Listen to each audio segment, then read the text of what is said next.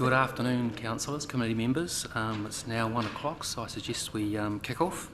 So welcome to the meeting. Just confirming the meeting is live streamed, apart from the confidential section. Just a reminder, obviously, in terms of turning off mobile phones.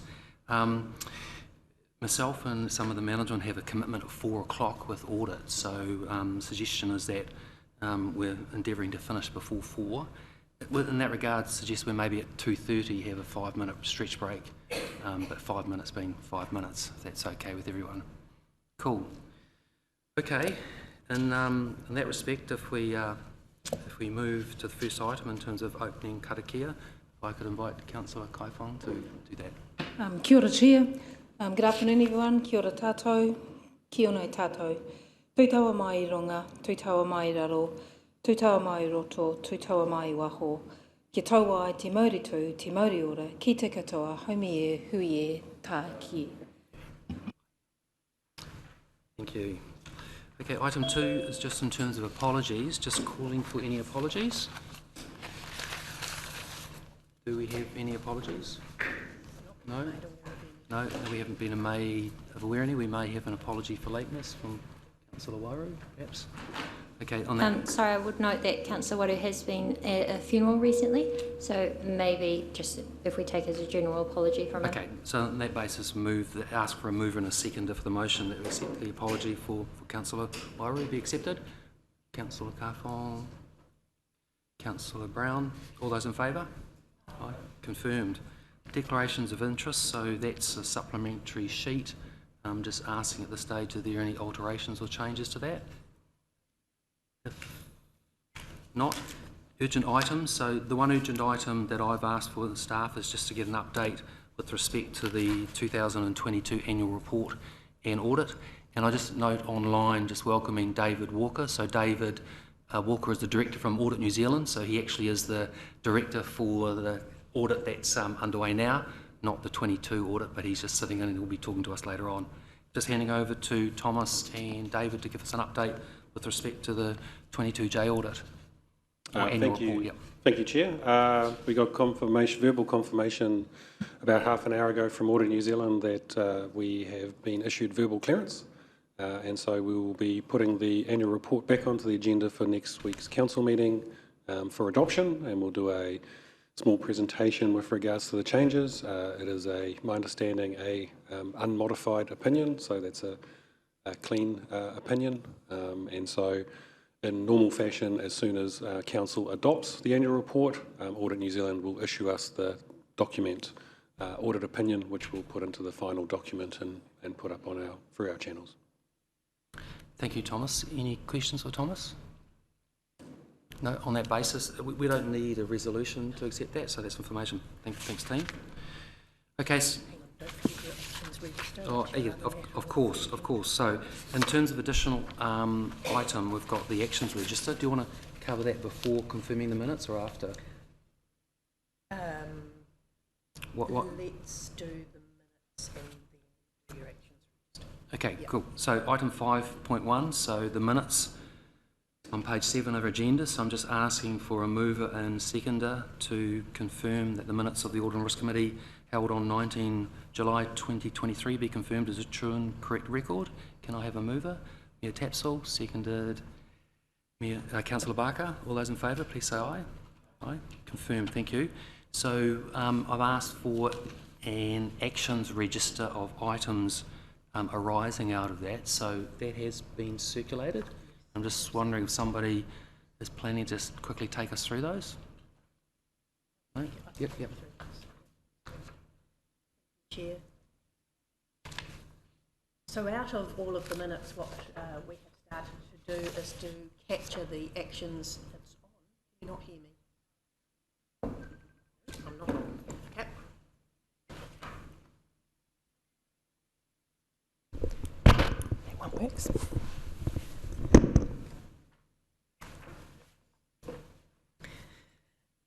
So in discussion with the Chair, we are going to put a standing item onto the Audit and Risk agenda, which will be around continuing actions.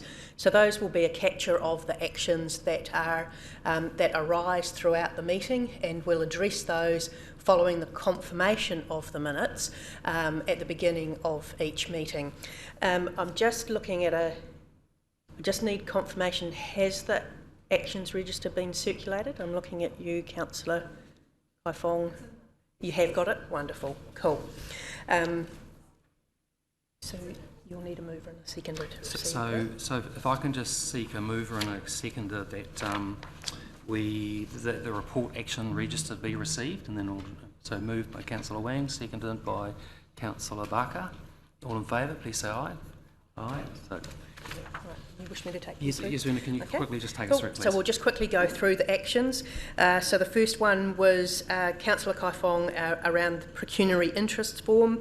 That has now been completed. So we got advice from LGNZ. That action is now closed. The second one is the Audit and Risk draft work program, and there were a number of items that had been asked for, requested or deferred from the last meeting. One was around emergency management that has been deferred to November, and then we'll see that on the agenda. The others have been completed, and in addition to that, I'm just trying to read through, the delegations policy will also be moved to the November meeting. So Una, just with respect to that, can we just ongoing have the work plan as a sort of a living document updated? So we had the one that was presented in the last meeting, we had some changes to it, so we'll add to those as things get completed, we'll tick them off, and it'll move in terms of things being raised at future meetings. Just gives a way of just managing what has been covered and what hasn't. And of course some things we plan get deferred because of other factors, so just to look at that. Thank you. Thank you. The next item was a discussion on the Deputy Chair recruitment. So this process is underway and is currently being advertised and is open, and we will update the committee again once that has closed and there's a potential shortlist for you all to look at. The last one was a One Council report, and there was a request that a post-implementation report come to this committee, and that one is still being worked on and will come to the committee at an appropriate time. That's them. Thanks, Una. Any questions for Una? Thank you, Chair. Just one, Chair, just the process in terms of the appointment of the Deputy Chair. I understand that you'll be away for a short period, and how we set up the panel to deal with the recruitment, appointment, shortlisting of the candidates. I understand the applications close, is it round about the end of the month? So I think just also mindful of timing to see if we can get a deputy in place by the November meeting. So just a question perhaps for you. So unfortunately I'm out of the country until 26 October, so I would be available after that, possibly via video call, just as long as it's not in the middle of the night or at the same time as the rugby game's on. So if we can have some flexibility with respect to that, I'm happy to try and accommodate things. So maybe offline, Deputy Mayor, we could talk about how we might handle that. Okay, thank you. Okay, let's move to the next item, which is item 6.1, which is the Audit New Zealand Management Report. So could I ask for a mover and a seconder just to receive the report, that the report, Audit New Zealand 21-22 Management Report be received? So mover, Councillor Brown and Councillor Kaifong. All those in favour? Yes, aye, thank you. So we've got Thomas and David who will present to us. Good afternoon, Mr Chair. Good afternoon, elected members. So this report is covering the Audit New Zealand Management Letter to Council following the 2021-22 annual report. As you'll be aware, at the conclusion of every audit engagement, Audit will write a report to Council outlining how the audit went, any key findings they came across through the audit process, and crucially some recommendations for our ways we could improve our processes or our systems. So you'll see included in that report there There are, I guess the recommendations are grouped into three categories. We have new items that are arising from the audit. We have some items that are still outstanding to be closed from previous audits that we may be in the process of implementing. And then we have closed items that have been raised in previous engagements that we have demonstrated that we have included their recommendation and they have been duly closed. So I'm happy to take questions on any of the content on the management report, and also I'm aware that David Walker is also online should he wish to make some comment on the management letter. So in that respect, I'm not sure, because David is the new auditor for the upcoming audit, so in fairness to David, he hasn't been involved in the 22 audit, which this report covers. I guess I've had a couple of meetings with Leon, who unfortunately is not part of the session, and also met with the Mayor and Deputy Mayor. I guess it's fair to say there's a number of items raised in this report that are less than satisfactory, but I guess the key point is the focus in terms of the improvement with respect to the 23 audit around the misstatements and timelines, etc. So I'd just be keen for either yourself, David, or Thomas to talk to that in terms of the improvements you've made to give the committee confidence that we're not in the same position for the 23 audit. Thank you, Chair. And David can go into a little bit more detail. I think the comment around how you described it, it's a fairly short and brief management letter. While there are improvements, I think you need to be, when you read them and understand the context of them, they are obviously process-driven that can be improved. So in particular, the one issue that was been highlighted was around our wastewater performance measures. So what we did struggle with was the transfer of data from one system to another, and that was around proving the accuracy of our response time on our required response for when there's a sewerage leak. And so while we were confident that the measures were being reported correctly, we did struggle with regards to the underlying data. That took several months to resolve, proving to the auditors that that was the case, and that was done. And so I think the issue there highlighted that as we were transferring data from one system to another and then reporting out of that system, there was a field that was posted into the wrong area, which meant that when audit came to validate, they struggled to do that. And that issue has now been resolved. Also probably like to point out that within the management letter, it does highlight we have good controls and all those sorts of elements. And so just conscious of the fact with regards to how the document is described that we do have robust systems and processes. With that though, we have improved that wastewater one in particular. And the second big challenge that the organisation has is around fixed assets and revals. And you'll see in the agenda later on that David will go into quite a bit more further detail with regards to how we are addressing that and approaching that challenge that we have. Yeah, thanks, Thomas. And I guess that the other point, just around the time to get the annual report completed and the misstatements, just really keen for commentary around how we're going in the terms of the 23 audit to give the committee confidence that a number of the issues that were faced last year's are now being sorted. Yep, so on that, as we know, we have challenges with audit around the asset revals. So they were, an earlier copy was provided to audit and they've done a preliminary review. Nothing major came out of that with regards to needing to have changes, but we have struggled to turn around our water asset revals in a timely manner, and that was because the staff member there is having some challenges with regards to the system. I believe that's now been completed and is now, the assets have been revalued and have with Becca for peer review. Audit started, I think, yesterday. They are focusing a little bit on the interim audit, is my understanding. So their focus is on a smaller team. One part of it is focusing on council's performance measures and all the information around how we're performing, and they're actively working through that. And the other part of the team is doing work on the interim audit, which was scheduled back in June, and so they are doing a piece of work early on to do that. as they progress through that, it is intended that they'll progress into the remainder of the work. Thanks, Thomas. And I'll just note for the committee that over the last 3 to 4 weeks, I've been meeting with the team weekly just to get an update of the progress of the 22-23 annual report.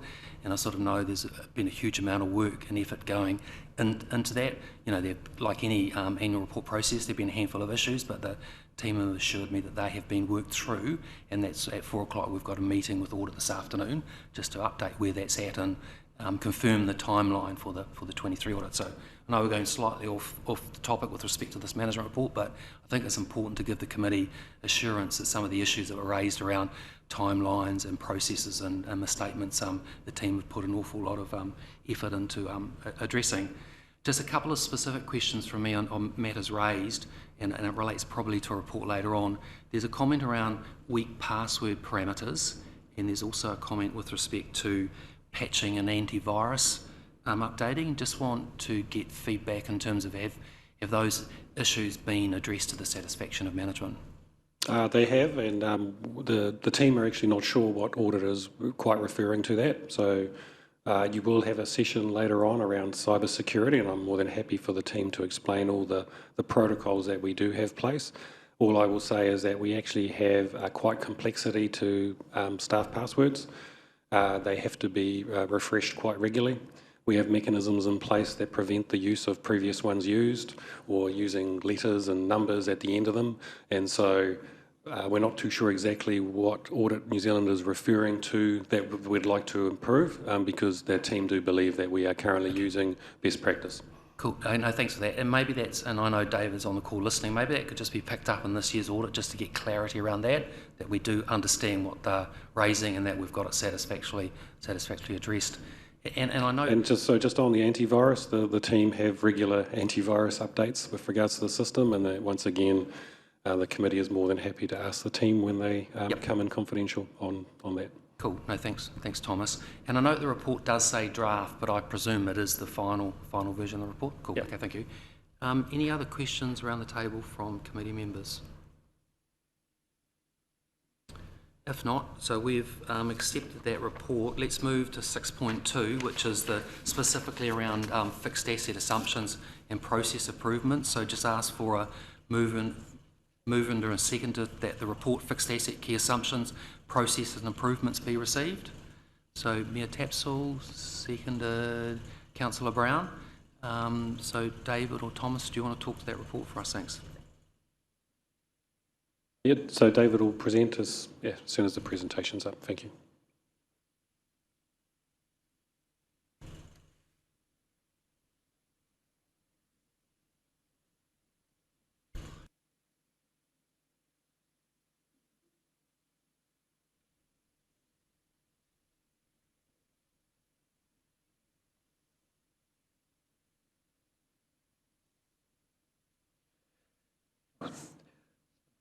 This report and presentation are intended to cover our fixed asset assumptions, processes and improvements. As we alluded to in the earlier report, fixed assets are an important part of our council business and also a key focus area for audit. And if we look at our balance sheet, our fixed assets are the largest part of our balance sheet. That represents all the money we've invested in our community over a number of years in terms of things like pipes and roads and communities and parks and reserves, all those things that we spend money on. And it's important that we do review our key assumptions and processes just to make sure that we understand the condition of our assets. So especially when you consider Rotorua in the national context, we have things around geothermic conditions that other places don't experience, and we need to make sure that we properly understand the condition of our assets and how they are reacting to that environment. We need to make sure that the value that we have those assets recorded at in the balance sheet matches their actual value, so we understand when we need to replace them, what is the replacement cost of these assets.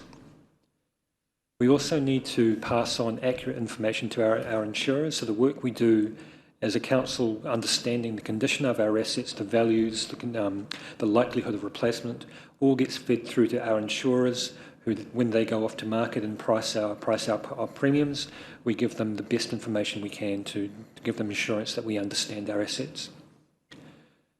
We also need to make sure that we depreciate our assets accurately, so we understand what is the remaining useful life. Are we depreciating these assets correctly, and do we understand when these assets are likely to need to be replaced?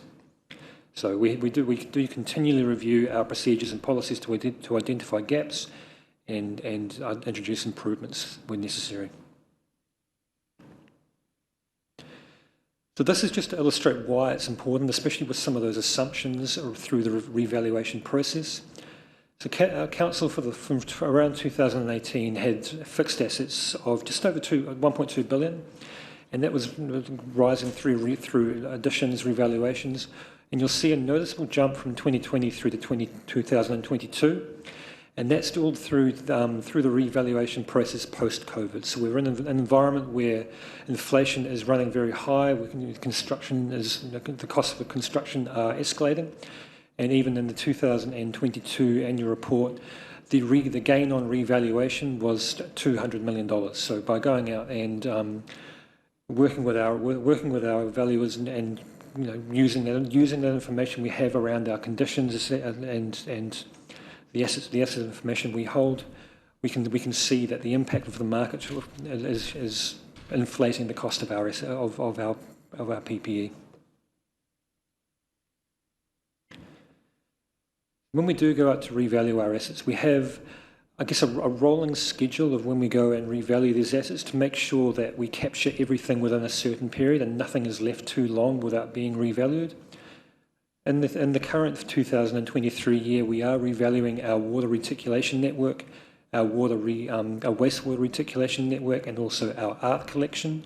Those will come through in the 23 annual report, and you'll see there the last revalue date of our other asset classes. Although it is important to note that for all assets within a year that we don't revalue, we do a desktop fair value assessment using what we know around the asset conditions and what we know around inflation, just to make sure that just because an asset isn't being revalued that year, that any price movement isn't running away on us, and we do understand what happens outside of a proper revaluation process. Although, as you'll see in the schedule, generally within a 3-year cycle, all our assets will be revalued.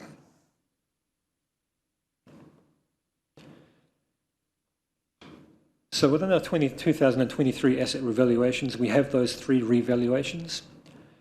Wastewater and water supply, the revaluations are prepared internally by council staff using the information, the asset information we hold, and the unit rates we gather through working with our suppliers, working with our contractors, and using that best information that we have. Those internally prepared revaluations are signed off by the manager and sent off for a peer review by Becca. So Becca will take the report, take all that underlying information, check the methodology, check those units, and just give a peer review that they are happy that the revaluation has been prepared appropriately. With art collection, it's a little different. Art and heritage and culture assets are notoriously difficult to revalue, so we use an independent third-party revaluer who specialises in art and heritage assets, and they have prepared us a report showing the fair value of all those sort of art and heritage assets that we do hold, and they'll be coming through in the 2023 annual report.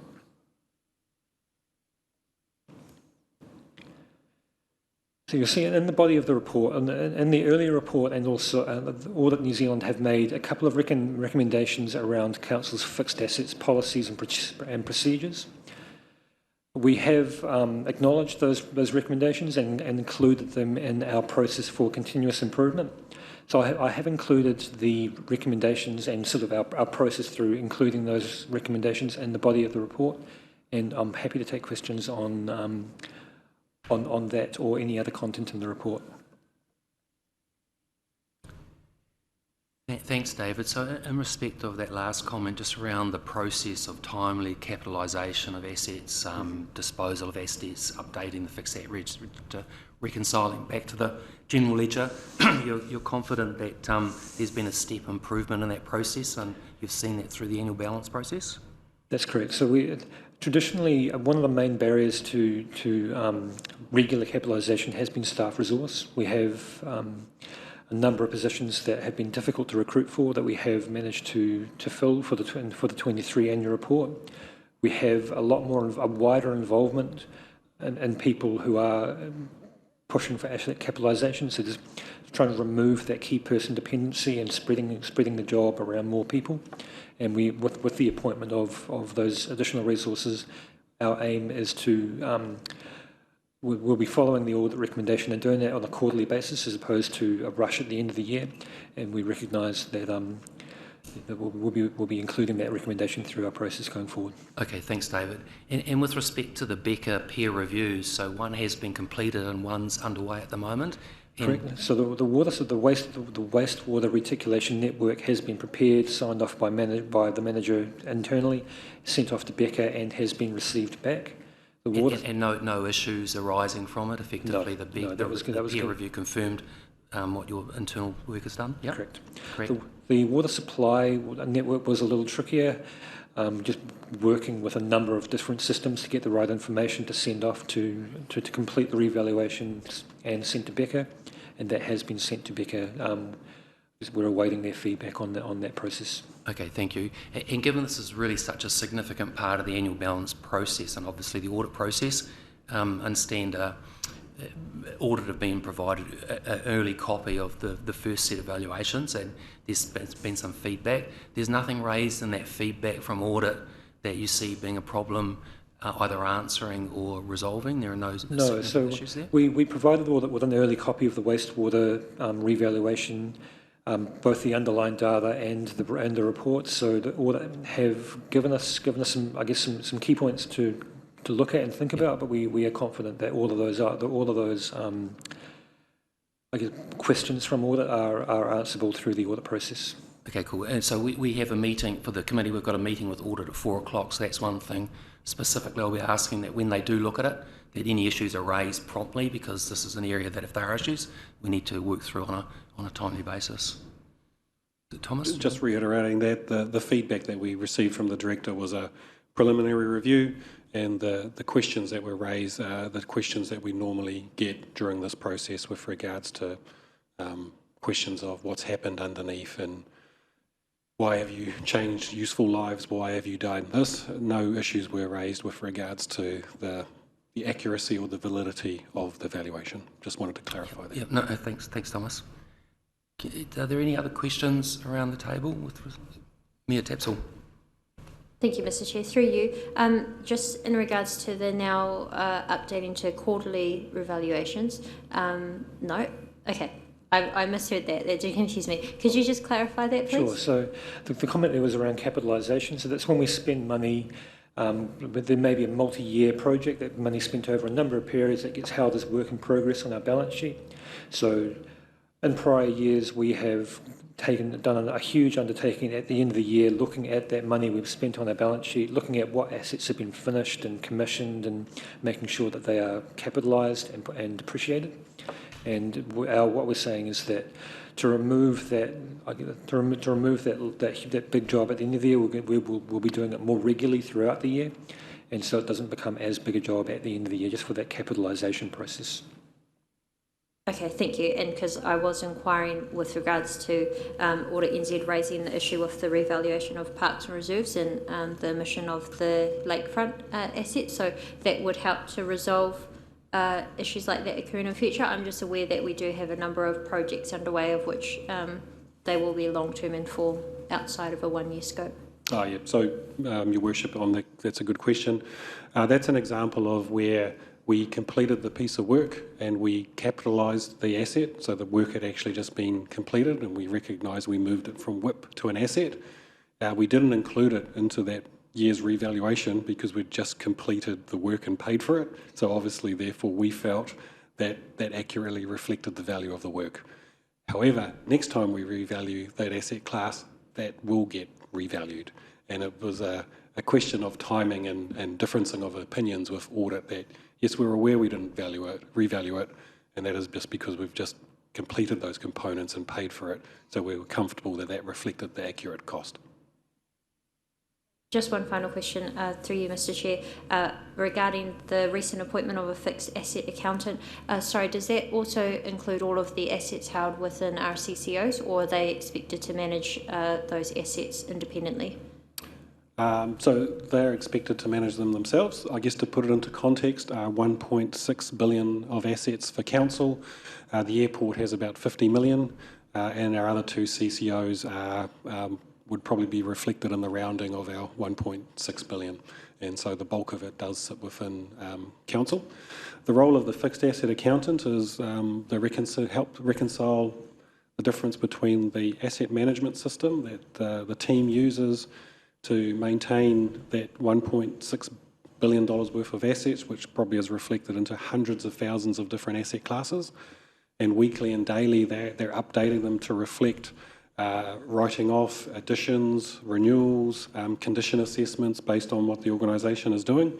And as they make those changes and there's an accounting impact on it, it's important that the fixed asset accountant reconciles that back to the accounting system. And so they are two different systems that have to reconcile.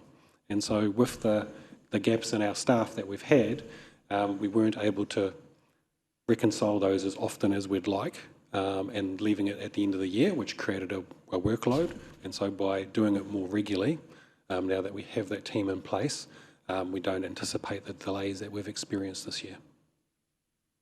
Sorry, just I suppose as a comment on that, and I do note that the fixed asset accountant will be meeting with asset managers on a quarterly basis, but I just wanted to ask about the CCOs as well, because as the parent body, I would also be concerned that, like, if the two systems aren't talking to each other, but as an example, if some assets were not valued appropriately or there were issues that arose with our CCOs, that could also cause risk for us as a council. But I'm sure you are aware of it, but I also just wanted to raise that here. Thank you.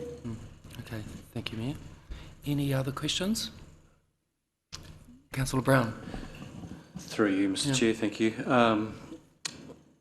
You've touched on insurance and you've talked about our art collection. We hold pieces, valuable pieces, I assume, but that belong to other people.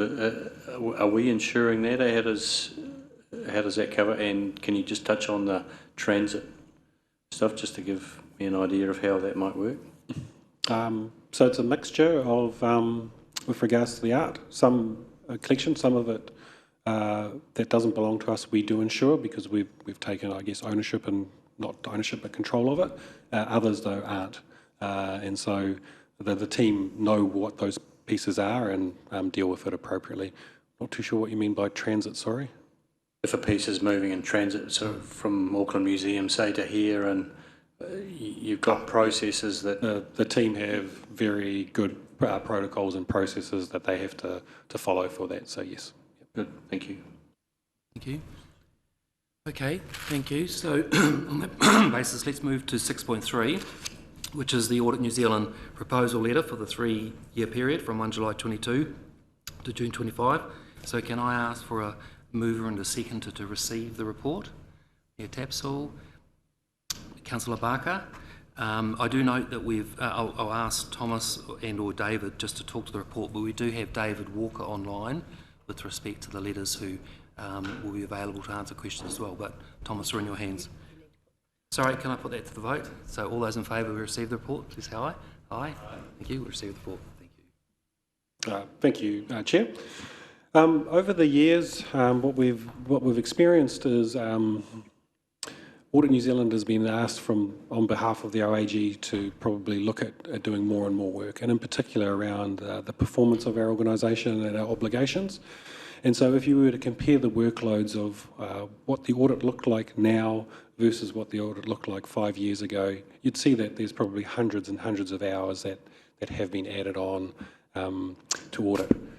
There was a period of time where the OAG wasn't passing those costs on to council, and Audit New Zealand was trying to absorb those types of costs. But I think it's safe to say that over the last few years in particular, where Audit New Zealand has, like everyone else, struggled to retain staff and attract staff and had pressure, the extra cost of that staff on a process that's very staff heavy, and the the cost of attraction and retaining, as well as extra costs, but they've struggled to absorb those costs, and so the OAG has allowed Audit New Zealand to renegotiate the fees with all councils across New Zealand, and we're all experiencing quite significant uplift in fees and hours.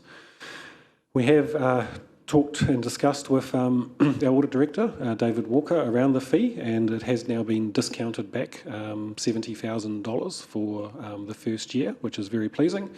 And that's in line with what we're seeing with some of our other colleagues. So to put it into context, our audit takes about 1,500 hours.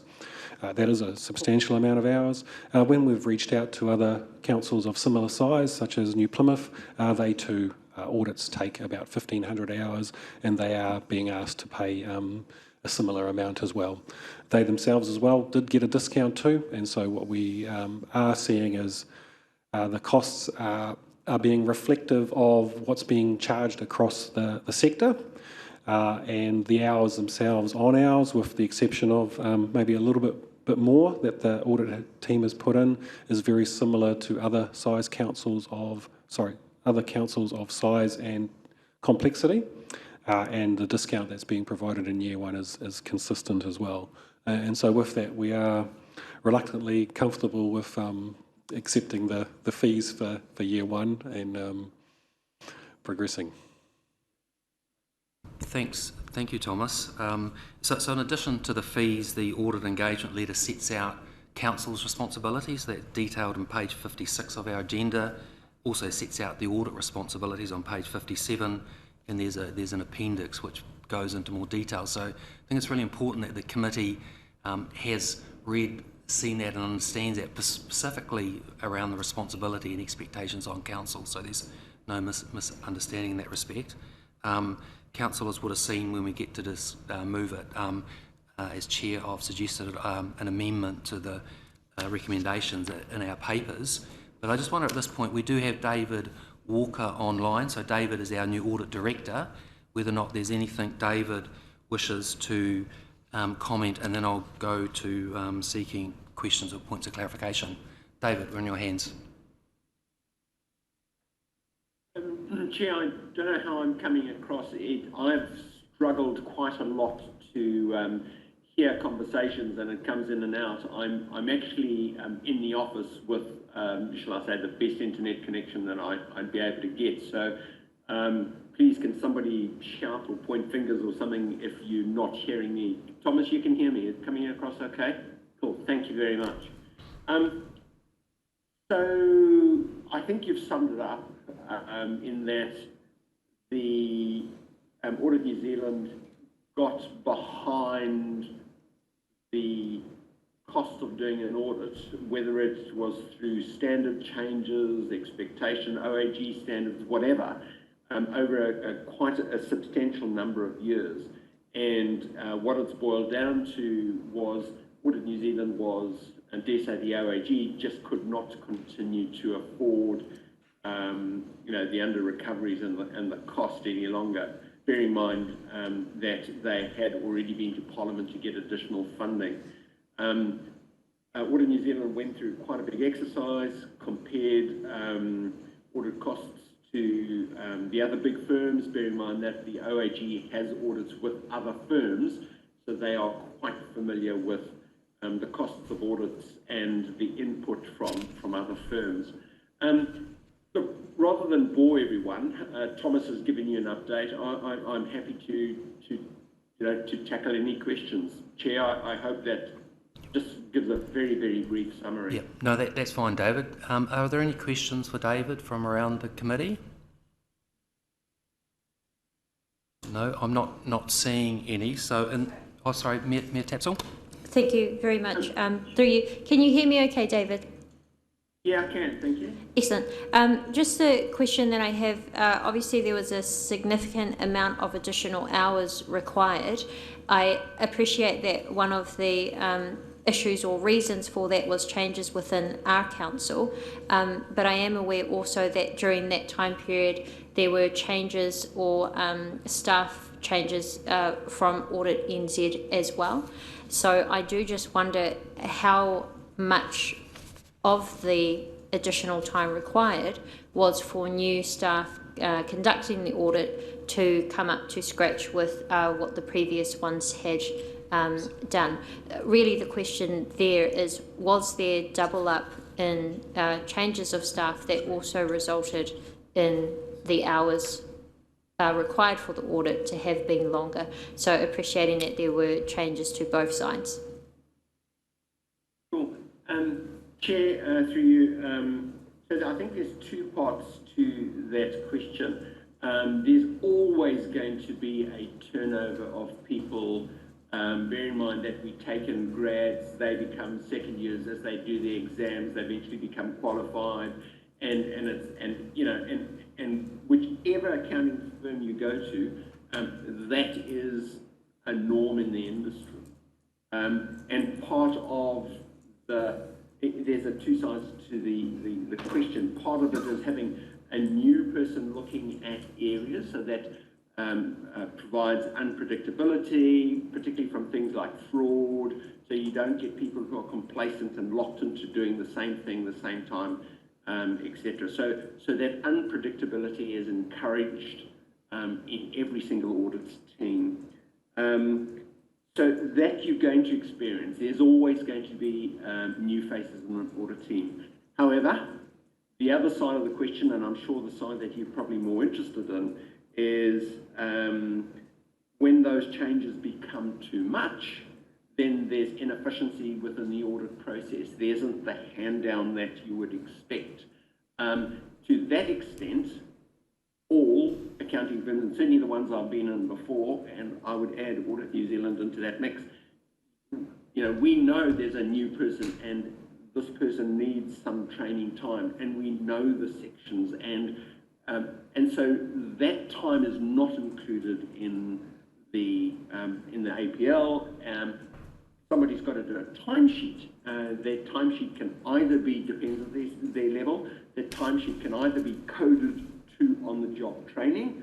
If the time actually gets allocated actually to the client, then that is written off by Audit New Zealand. So those training hours, those are not included in the APL. But the hours that are included are the hours you'd expect from a normal turnover of staff. Noting Leon's never going to be there forever and a day. I'm not going to be with you forever and a day. So there's always going to be a turnover right from the appointed auditor all the way down to the very, very first year. Now that is a normal part of the audit process.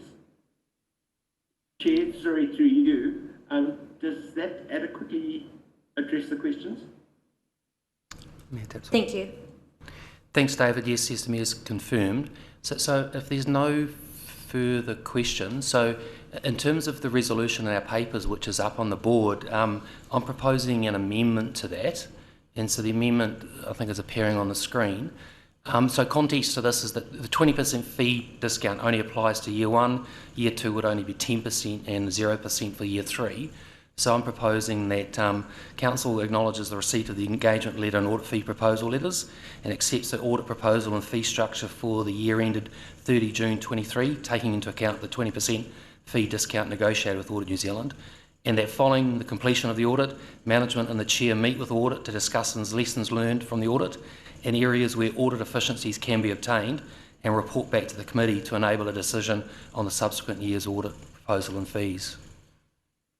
So I'm happy to take questions on that. Just to comment on that, the context for this is, hey, in terms of after this audit's completed, let's sit down and see if there are areas where if Council can make improvement, it'll result in less audit time. Less audit time means less cost. So, and I know David and the team have been really working hard to lift the bar from last year.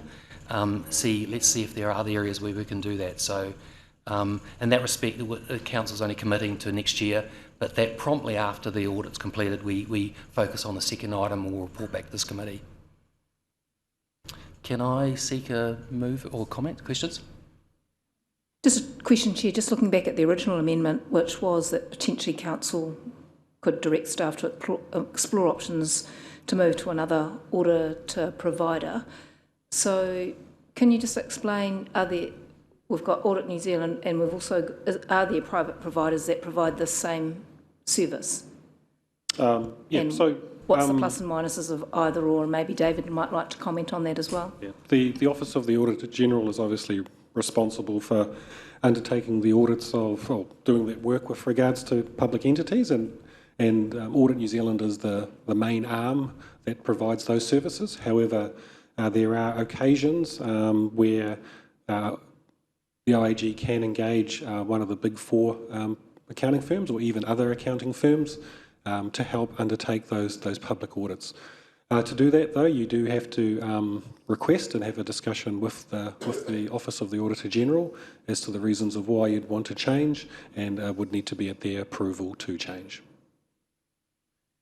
Thanks, Tom. And so just to clarify, my resolution doesn't preclude that in terms of when we report back after this year's audit. But Thomas has outlined the process that would need to be followed if the committee sought to take that direction, but that's kicking the can down the road with respect to that. So I think I'm happy to second, or if you're moving, I'm happy to second. I'm happy to move. I'm happy to second the recommendation. Seconded. All those in...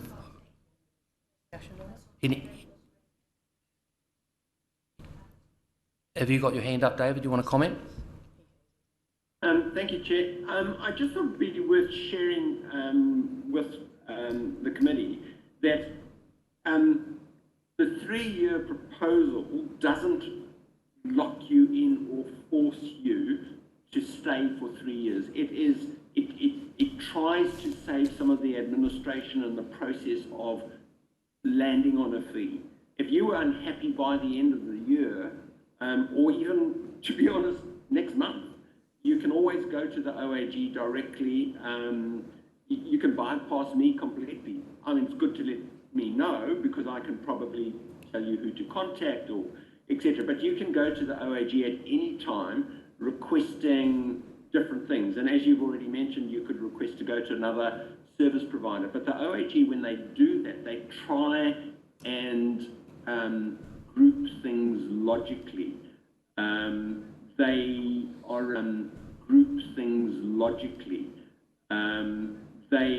are reluctant to just make changes. They would rather people work through situations. A very good example of the OAG using service providers outside of Audit New Zealand, and I'll give 2 examples. One is, for example, Air New Zealand, because of the specialities required in terms of understanding aircraft, understanding the industry, etc., they use one of the big four there, not Audit New Zealand. And in the schools, for example, there's something like about, oh my gosh, I think there's something like about 300 schools around the country. And, you know, and those resources are all over the country. So they use, in that instance, rather than the big four, they go to the small local firms who are able to help those schools a lot more than us or any of the big audit firms. So, Chair, it was just to, you know, I dare say, you know, invite you at any stage to pick up on issues. Yeah, I think that's the only thing I wanted to say. My last comment, Chair, if I can, is I know how important the fees are, and I fully understand their size. If there haven't been any questions now through this meeting, very happy either through the Chair, Mike, through yourself, or through Thomas or David. If there's some questions, you can feed them back and I'll do my best to answer them. If I don't know the answer, I'll try to source the information for you. Thank you, Chair. Thanks, David. I think, Thomas, did you have your hand up to make a comment? Oh, sorry, just thank you, David. Just some awareness as well. So just so you know that Audit New Zealand does do the parent council and the consolidated group at the completion. The airport, though, is audited by BDO. Infracore is audited by Rotorua BDO, and Rotorua NZ is audited by Silks out of Wanganui. So just to put a little bit of context to the discussion. Thanks. Thank you. Thanks, Thomas. So we have a mover and a seconder for them. Are there any other questions with respect to the motion? Mayor Tapsell? Sorry, it's actually with respect to the hours signalled in Audit NZ's. Thanks. Yep. Just a question, maybe Thomas, maybe David. I'm just very concerned I am very concerned at the fee, to be frank, but I am also quite concerned at the expected hours. So I would like to think that obviously our actual hours accrued were significantly more than what was budgeted, but moving forward, I'm not sure how, as an example, one of the estimations of other CA qualified staff, we expect that the hours there will double. Non-CA qualified staff, we expect that the hours there will also double. I'm not too sure whether that, what the reasoning around such a significant increase will be, if we are acknowledging that for whatever reason, for many reasons, the hours required for this audit were a lot, but we wouldn't expect that to be business as usual moving forward. I do understand and appreciate that we do need to be audited, we do need to pay a fee for that, but the cost of that is so significantly more that I would just like to have that questioned a bit further. But I do note that in your amendment, there is the opportunity to do that. So I do support your amendment, but it's just the question around why so much of an increase. So I'll probably have to hand back to David to go through the reason for the increase, but as Thomas mentioned earlier on, one of the things early on I asked Thomas to do was some benchmarking with comparative size councils, which Thomas has done, so our hours are broadly equivalent to that, so that gives us some confidence with respect to the hours. And there's detailed analysis of some of the drivers for the increase.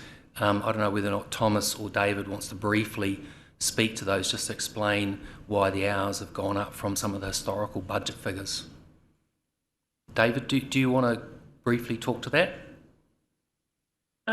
Chair, it's in the APL. We've tried to break it down into the groups.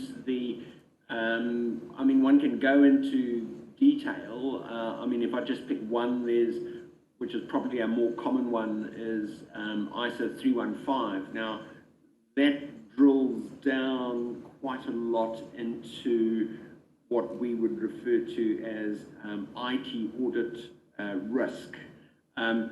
So if you permit me just to drill down a little bit, it's just one example.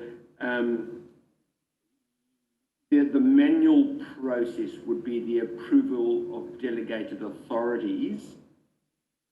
That would be a manual process and uplifted into IT. And that would be put in your system so that if somebody in the system approved an invoice, it would check against those delegated authorities and go to the right person. So the IT bit is an automated process, but the bit before that is a manual process. And previously, those two issues were clouded.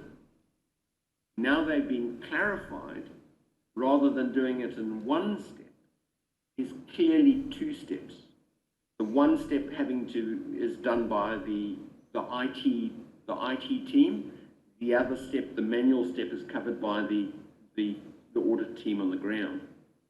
So that's just one example, and probably the easiest one to conceptualize in terms of the impacts of some of these standards. Yeah, Chair, I can go into heaps more detail and happy to have a more detailed conversation, but hopefully that gives an example of some of the impact. That's a financial one in particular and controls. The other one, and that's an audit change. One of the other changes is FRS 48. Now that impacts council quite significantly in terms of what council will need to do for the non-financial performance measure section in order to comply with generally accepted accounting practice. Yeah, thanks, David. Maybe if I summarise, like in the report, you've given the breakdown, so the two biggest areas driving increased hours is one, changes within council, either growth, structure, key projects, complexity, et cetera, et cetera. So that's, nearly 250 hours. The other 256 hours is around changes in the financial reporting standards and things driving additional audit work. So that's the information audit have given us. The team or management have looked to do a comparative, see how ours are reasonable relative to other councils our size. And I think the intent of item 3 in the resolution is that following this completion, we can have a really good look. Are there other areas where we can look to make improvements to reduce those hours? Because, yeah, the fee is significant. So hopefully that answers your question, Mayor Tapsell, or gives some comfort in terms of what we're trying to do in this space. Yes, thank you. Chair, I fully support an open book, look at the hours, look at the, and do the debrief. As I think we discussed previously, I strongly support that with all my clients, because that way, you identify the weakness and you don't cross the same weakness, if you can help it, in the next year. Thanks, David. Are there any other questions before we put the amendment to the vote? If not, all those in favour of the amendment, please say aye. Aye. Those against? Okay, we'll take that as confirmed. Thank you. Okay, let's move to item 6.4. So can I have a mover and a seconder that the enterprise risk report be received?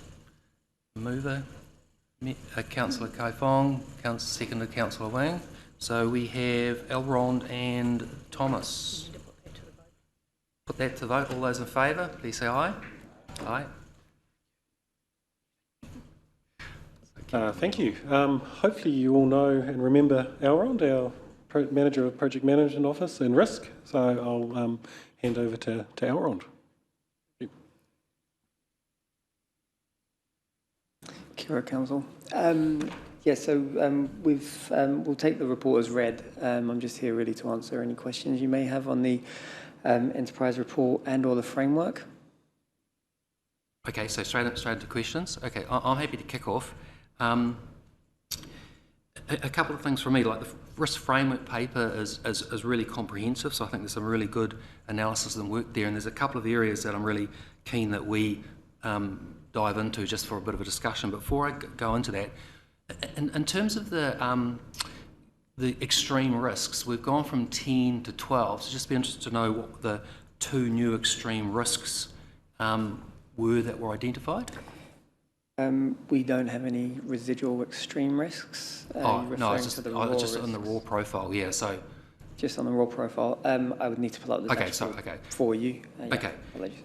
Just in terms of the summary on our pages, which is page 76, going through the top, I think, 12 enterprise risks.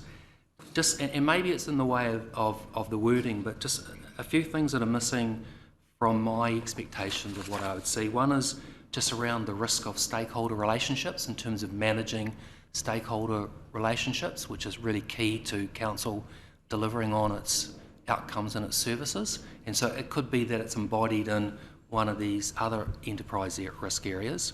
Emergency management response, in terms of the risk of council not being in a position to respond in the event of an emergency.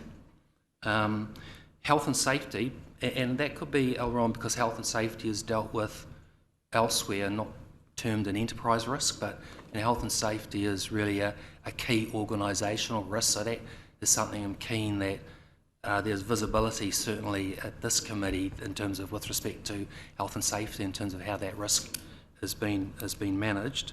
And a couple of others around IT, and maybe that's covered in terms of other aspects, external funding and climate change impact. So I've rattled with sort of a long list, and it could be that it's maybe incorporated in the wording or the content of the risks as they're covered here, but those are sort of key areas that I would expect in terms of visibility at this committee, and they've got oversight that those key strategic risks are being managed. So perhaps don't expect an answer now, but certainly offline that's something I'd be keen to talk to you about in terms of how we as a committee have oversight of those particular areas.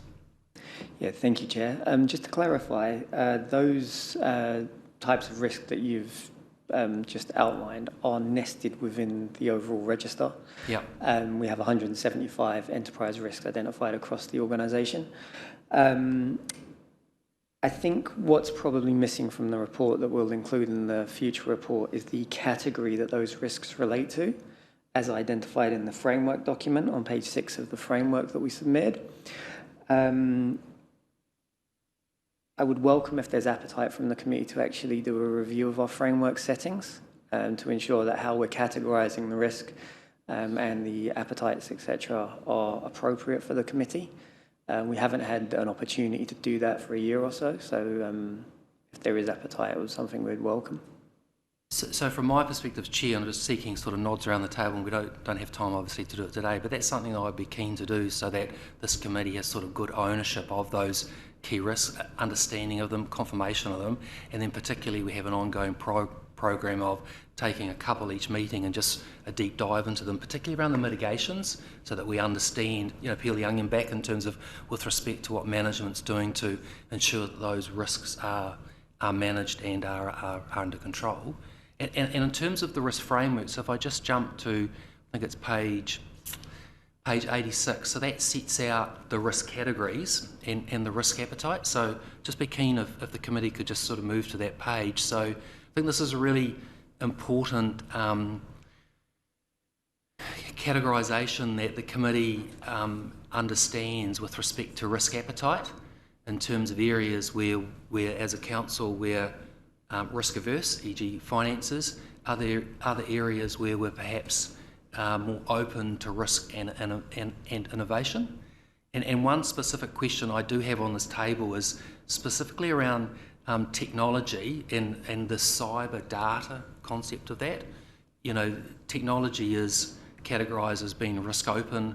Risk open is categorised as being eager to innovate, pursue opportunities, to pursue benefits despite inherent risks. So I get that in terms of part of IT, but certainly from cyber security and data protection, I'm not sure, to my mindset, that risk open sort of comfortably fits with that. So I'd be interested in just sort of feedback or comment on that.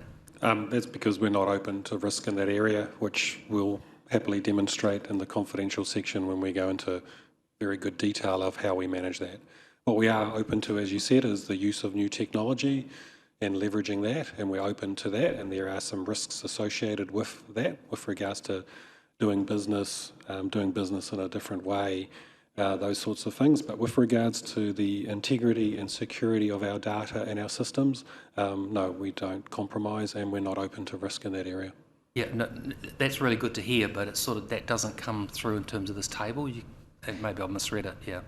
Yeah, thank you, Chair.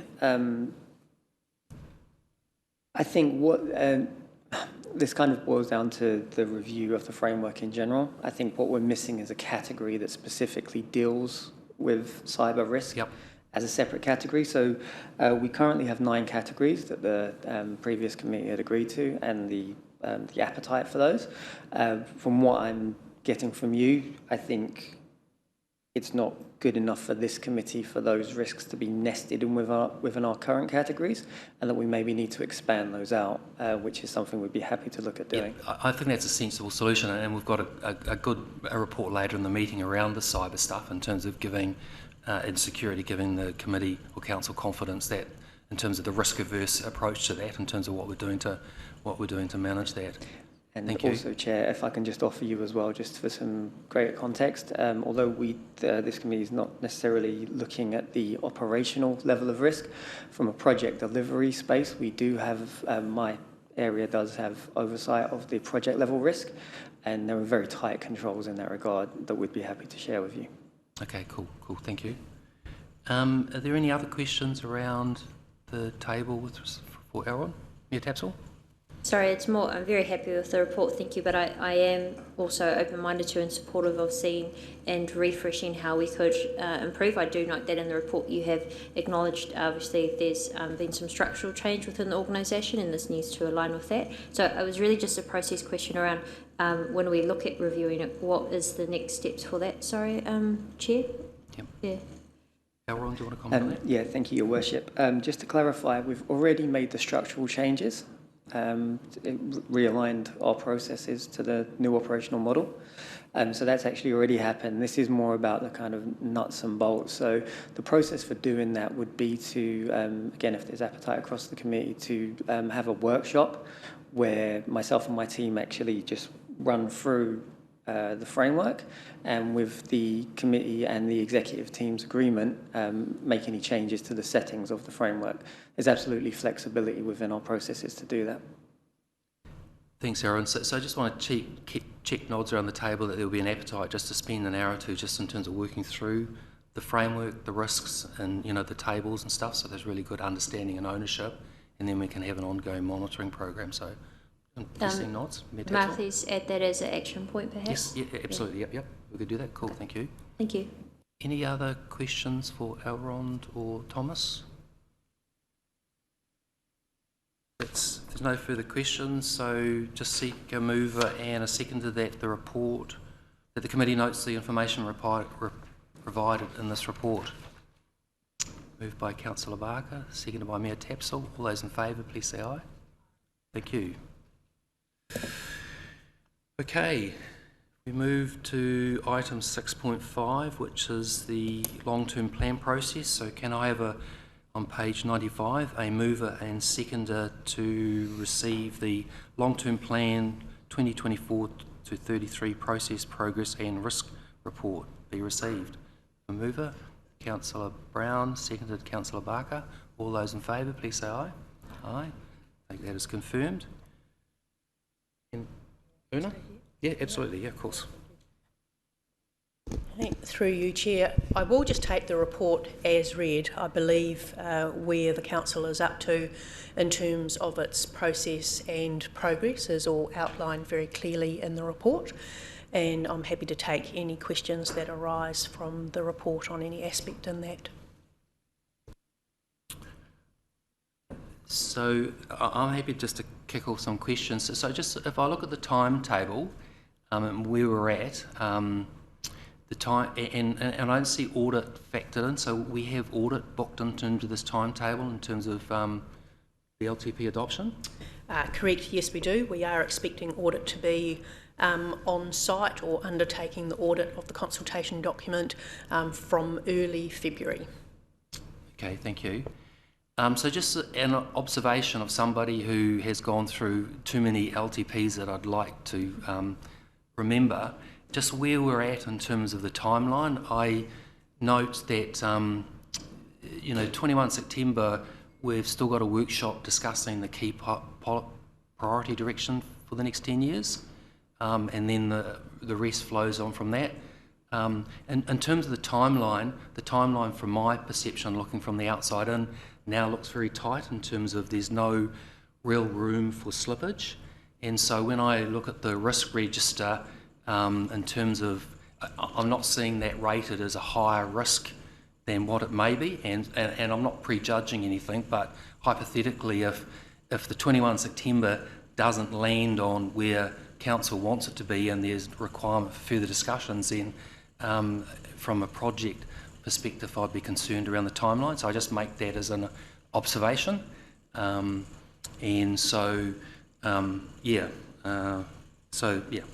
think I've made my point there with respect to, from my perspective, just looking at the risk assessment, I would have expected the risk around timeline and subsequent delay would be rated potentially higher than what it is. Not sure if you want to comment or respond to that, but just putting that on the table.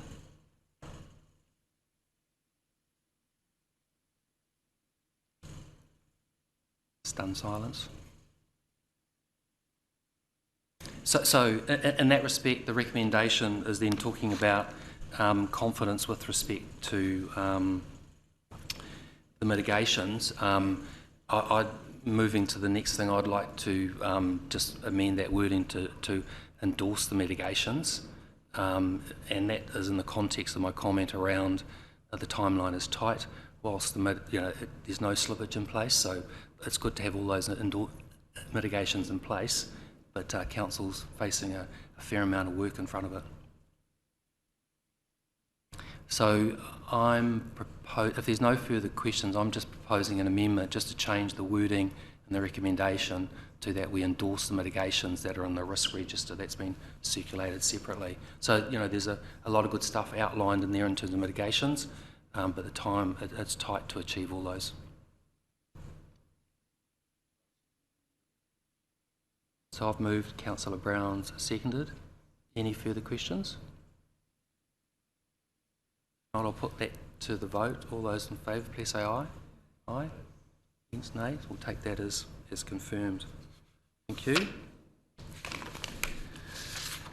Item 6.6, key projects. So seeking a mover and seconder for the key project risk overview.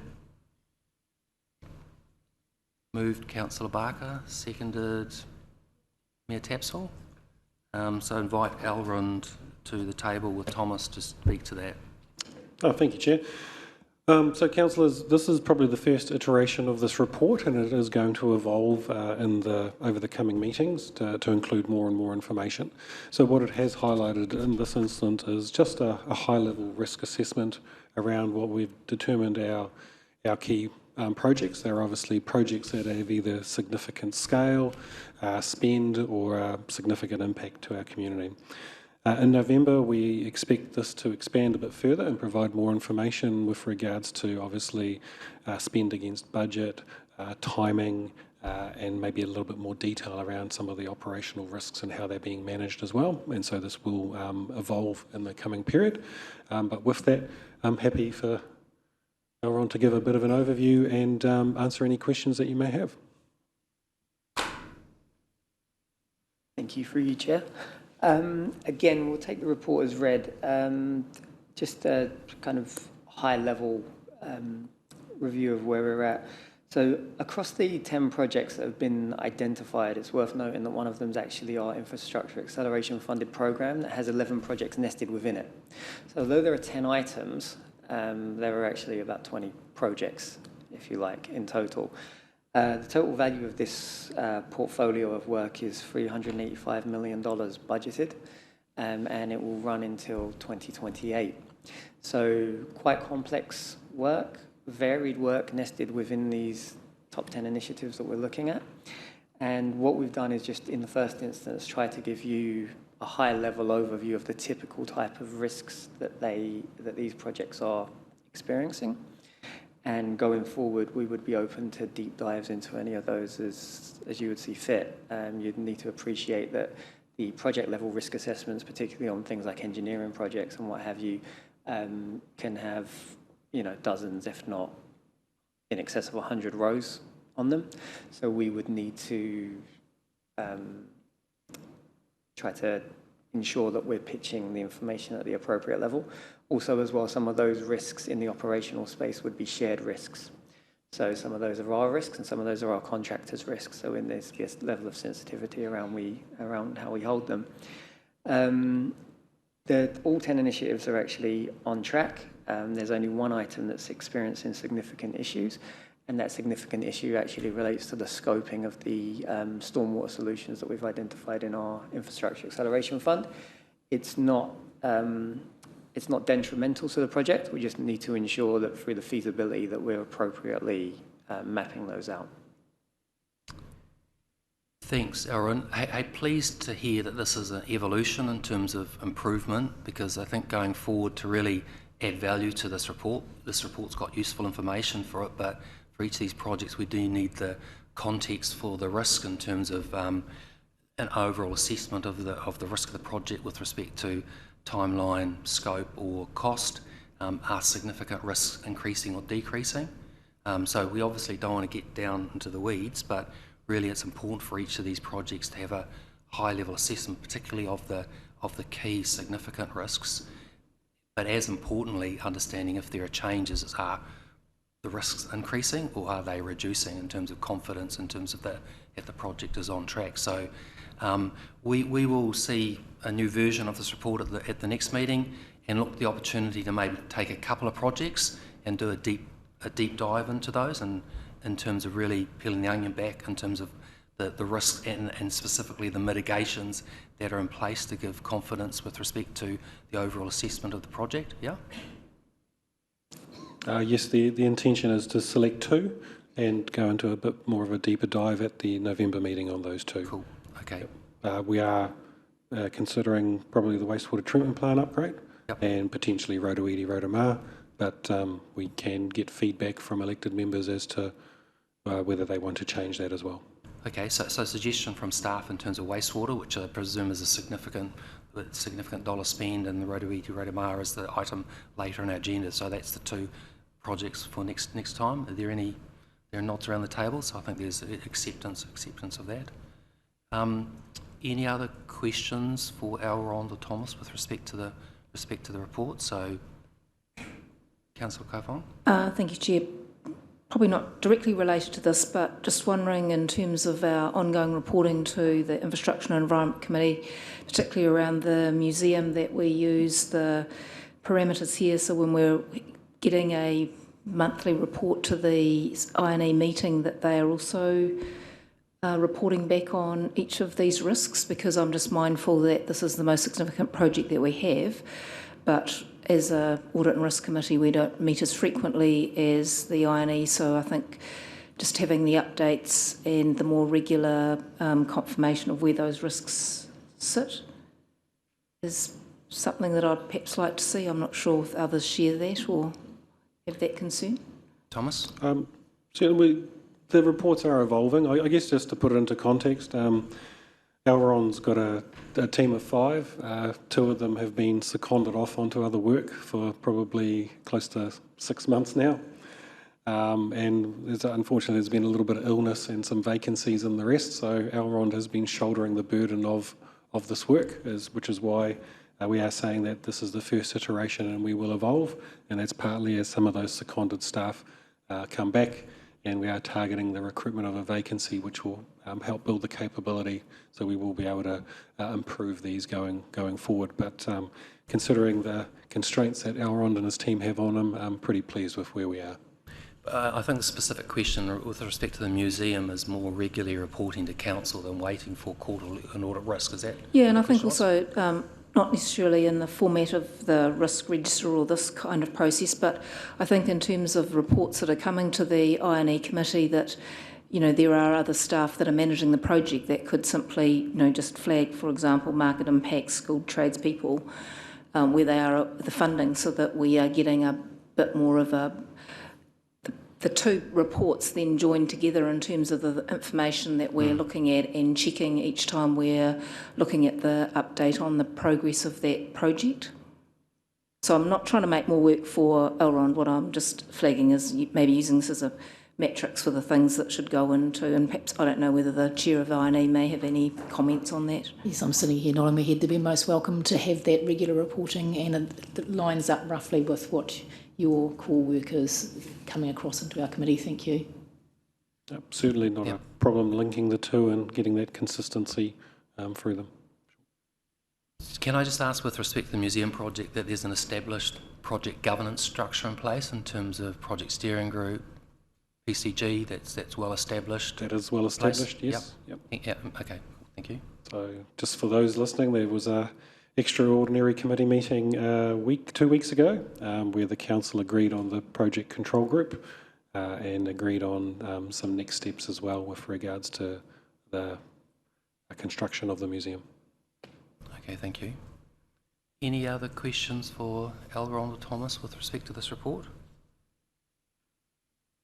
Oh, sorry, I did just wonder whether, through you, Mr. Chair, where it does mention just trying to find it, the Rotorua scheme, whether the key risk, I know we're talking about it in the next item, but whether it needed to be noted moving forward as well around Minister Parker's decision to, we're sort of in the middle, we're trying to negotiate it back, but Minister Parker's decision to remove the $10 million of funding that had been allocated. So Mayor Taps, it's an item we're discussing in the next item? Can yes, that, yep. I just wondered, and I do note that, but I just wondered if in future when we talk about the 10 key risks, until that's resolved, it should perhaps be noted as well.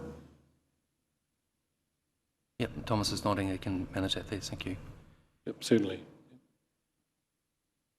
Councillor Kaufong. Sorry, Chair, I just had one more question. It was just around the aquatic centre, and I know this report was prepared over a week ago, but we had an incident that happened yesterday with the bore, and obviously depending on what happens with that, that still has a significant impact on the refurbishment of the aquatic centre. So I don't know whether that's something that Thomas or Aaron may wish to comment on. Thomas? Yeah, happy to give a little bit more insight into the incident. What has occurred is that there's material that has been found in the geothermal piping. The material is obviously debris and stones, and we're waiting on a contractor to come on site to do an inspection and determine the cause and how to remedy it. This has occurred previously, and it was resolved by reversing the flow between the injection pump and the extraction pump and flushing the system, and that fixed it at that time. What we don't know if it's the same issue, and it can be easily resolved. If it can't easily be resolved and requires a longer term fix, we have a plan in play to bring in a piece of specialty equipment that will heat the water if required, and so therefore the aquatic centre can operate. It will have substantial cost. Because of the establishment costs, we've chosen not to do this at this time while we investigate, so we can make a much more informed decision, hopefully early next week. Thanks, Thomas. Does that answer your question, Castle? Okay, in that respect, if there's no other questions, can I seek a mover and a seeker for the motion that the committee notes the information provided in this report? Moved by Mayor Tapsell, seconded by Councillor Brown. All those in favour, please say aye. Aye. Thank you. We'll take that as moved. Folks, can I suggest our 5-minute break? We take that now before we move on to our next item, 6.7. So 5 minutes might extend to maybe 7 or 8. We'll kick back at 2:30. Okay, thank you. Recording stopped.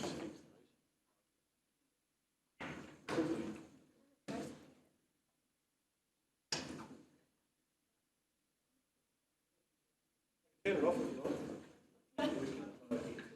Turn it off.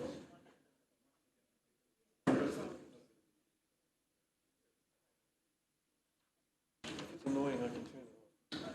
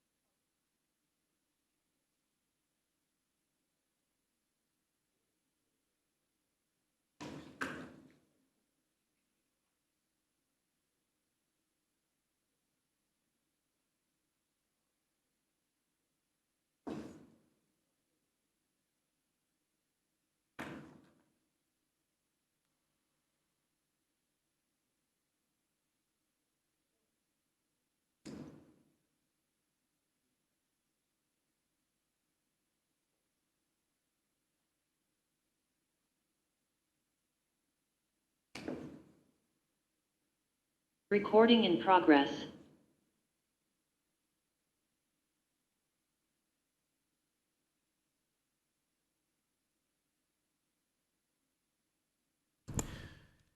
Okay, councillors, so we're now moving to item 6.7. So could I ask, on page 107, could I ask a mover and seconder that the report, Rotorua Sewerage Reticulation Scheme, MFE Minister Actions Report be received?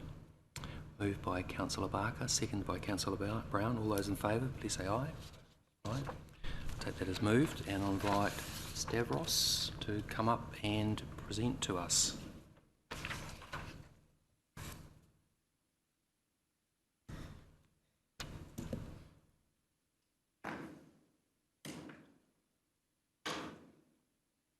Thank you, Mr. Chair. First of all, my apologies for a long report. However, it's a project with a long history, and it's not easy to articulate the trail of the start and the commencement. I'm trying, through this report, not to address any of our partners in the strategy group performance with regards to matters pertaining to the Crown Deed Agreement. However, I am of the view that Rotorua Lakes Council throughout this period has followed the Crown Deeds Agreement processes and the relevant intent with regards to the required or the entitlement of funding for this, part of project. So I do hope that the report gives some clear indication as to how the project started, how its scope and costs have evolved, the information provided, the actions we have taken to bring it to the attention both to the Council and to our partners, and obviously the various resolutions the strategy group has undertaken or committed to, and the Minister's somewhat inconsistent approach, to the responses of the strategy group's resolution. But happy to take any questions you have. I only got one simple question after this discussion, and I would appreciate your elaboration to that, later on. Thank you. Okay, thank you, Stavros. So, questions from the committee with respect to the detailed report that's in front of us, noting that I think the intent is at the next committee meeting, as Thomas talked previously, this project there'd be a deep dive within respect to this project. But this outlines a very comprehensive outline of the history of this project. Questions? No questions? Councillor Barker. Maybe just one for my clarification, because I'm new to this scheme, and it's a very comprehensive report. Thank you, Stavros. Give the context to the history. I was looking at page 126 around the letter that the strategy group sent back to the Minister. I think that's what is on 13th of December. It says that Rotorua Lakes Council will confirm their commitment to consult and provide recommendation on the implementation of the restoration charge, and do this during its upcoming annual plan process. Did we do that clearly and fulfil those duties? Yes, Councillor Barker. The draft annual plan process that went for consultation signalled the intention of the Council to utilise the lakes enhancement rates for the purpose of reimbursing the land incentive schemes at the appropriate time. So it was in the draft annual plan. We did not actually stipulate the level of enhancement because we did not have the right information as to when and how much would that be needed. Thank you, and that was the second part of the question. Thank you. Thanks, Councillor Barker. Just a question from me, Stavros. Like, hindsight's a wonderful thing looking back at a project, but in terms of the items that were big cost drivers which have significantly driven increase to this project, if we wound the clock back to when the project was being scoped, would have been reasonable to accept in terms of a risk assessment that those risks, would have been identified and appropriately managed from a contingency perspective, or were there such significant changes that those couldn't have been foreseen and appropriately managed through a contingency process in terms of the budget? The answer is yes and no, I believe, in that if you go back into the history of 2014, I was not here at that point in time, but nevertheless, the evolution of the project that was reported to the Council back in 2014 signaled a concept price envelope, but it also signaled an uncertainty level of 30% and no forward inflation. So I think consistently after that, as information became more crystallized, that uncertainty became less and less uncertainty because we had the tenders, we had the contracts, we had the inflation knowledge and so on. And I think the processes of both the Council and the processes of the strategy group and the Crown did make provision for a recognition of actual emerging costs and an adaptive work program which recognizes these kind of uncertainties. And I believe that the Council, we collectively have taken the appropriate steps to report it regularly to the Council, report it to the project steering group, to the strategy group, and seek a compliance with the intent of the deed, which basically is a contribution towards the emerging and actual costs of the project. So I think there is an argument to be made that if we establish a concept budget in a particular given time, and if we know that the budget has got an element of uncertainty, should we budget initially an envelope of project costing from A plus that 30%?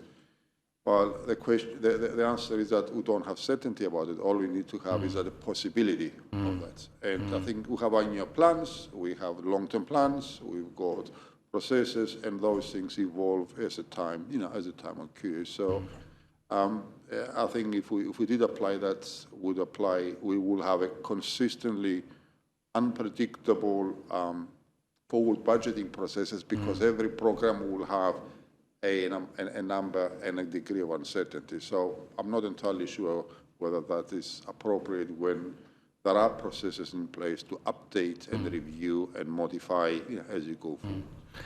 I guess my question is pointed around, were all the stakeholders aware of that uncertainty in terms of those risks? So we, had a cost envelope. There are a number of stakeholders, partners involved in this. Were they all aware and understood that right at the start? I believe they were, and again, the record indicates very clearly the report from 2014, and once that uncertainty becoming more crystallized, updates were provided to the various stratified layers of the partners, organization. So there's no doubt in my mind that none of that came. It should be a surprise to anyone. Okay, thank you. Are there any other questions from any of the councillors? No? If there... Sorry, yep. Sorry, Mayor Tatzel. Sorry, Pats, if I could make a brief comment as well, thank you. Just to add to the already detailed report, and thank you very much, Stavros, for collating this. I know that we have had an update as councillors at a committee level, but it's really important that this level of detail, and especially the timeline, is shown. It has been a really unfortunate and at times frustrating process where we are in a partnership and supposed to be working in partnership in good faith, but at times I don't believe that that has occurred. So behind this as well is a full review that's going on for the Rotorua Strategy Group. Rotorua Lakes Strategy Group, and I think that that would be really valuable in providing some certainty, but also in clarifying what the issues are, which at times I believe were relationship issues. So it was hugely disappointing that the Minister made a decision to reverse the decision to support with $10 million. I am confident that that's not over yet, though, that with the support of Rotorua Lakes Trust, that we will be able to work alongside Bapeni Regional Council and get the Minister to potentially put back that $10 million. So that is work in progress. The very latest information to add to what we have in front of us is that Rotorua Lakes Trust have suggested that we also, as the Rotorua Lakes Council, put in writing again to confirm our commitment to delivering this, but also our commitment to be able to afford it. Apparently that is the main concern of the Minister, is ensuring that we do have that ability to, of which the targeted rate would be set aside and does confirm. So it is ongoing, but I hope to have a more positive outcome for us shortly. Thank you, Mayor.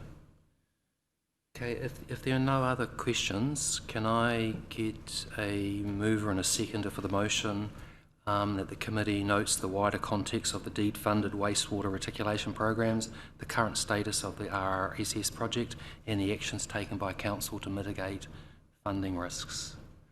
Mover Councillor Wang, second Councillor Barker. All those in favour, please say aye.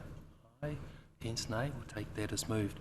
Thanks, Stavros. Can I ask a question, Mr. Chair? I do hear the committee referring to a deep dive. I would appreciate very much some elaboration into that. What do you actually mean? So with respect to that, when we saw the previous report, which was the top 10, 12 key projects the organisation's facing, so an update in terms of project status and the key risks of those projects and the key mitigations that are in place to mitigate, reduce, either eliminate or mitigate those risks, and an understanding of have there been any changes to those, are the risks increasing or decreasing. So the previous report gave us a very high-level overview of the projects. That's useful information. What is, I think, adds to the usefulness and the richness of the discussion of this committee is to take a couple each meeting and actually have a detailed discussion around, okay, what are the key risks? Management tell us what mitigations you've got in place and provide that confidence and assurance that those mitigations are effective so that the risks are being appropriately managed. And in the context of the capital program, that confidence that those projects are on track with respect to scope, timeline delivery and cost. So it's a no surprises basis. I mean, things do change. Risks change, the environment changes, as you know, so it's a matter of confidence that those have been taken into account. Does that answer your question? Yeah. Copy that. Thank you. Thank you. Okay. Thank you. Okay, councillors. We've got 3 items for consideration in the public excluded. So we'll have a resolution to move into public excluded. Those items cover cyber security liability update and our insurance renewal program. Reasons are to prevent disclosure or use of official information for improper gain or improper advantage and to maintain legal professional privilege.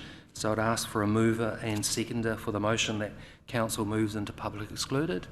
I have a mover with Councillor Brown, seconded Councillor Barker. Thank you. All those in favour, please say aye. Aye.